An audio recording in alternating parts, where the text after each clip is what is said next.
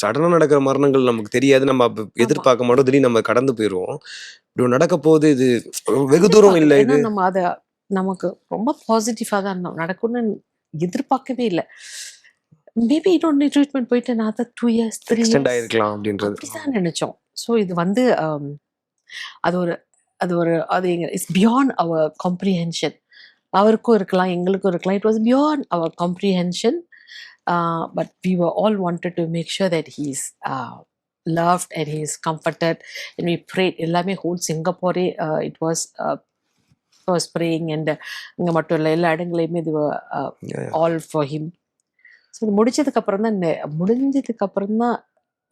எங்களுக்கு ஒரு ரியலைசேஷனே ஆச்சு. ஓ, நான் என்னமோ ஆயிடுச்சு. அதுக்கப்புறம் தான் எங்களுக்கு கொஞ்சம் கொஞ்சமாக செட்டின் பண்ண ப்ராசஸ் பண்றதுக்கே டைம் ஆச்சு. ப்ராசஸ் பண்ணது நியாயம் இருந்துச்சு. இப்போ வரைக்கும் யாருக்குமே வந்து இன்னும் அது செட்டின் பண்ணல.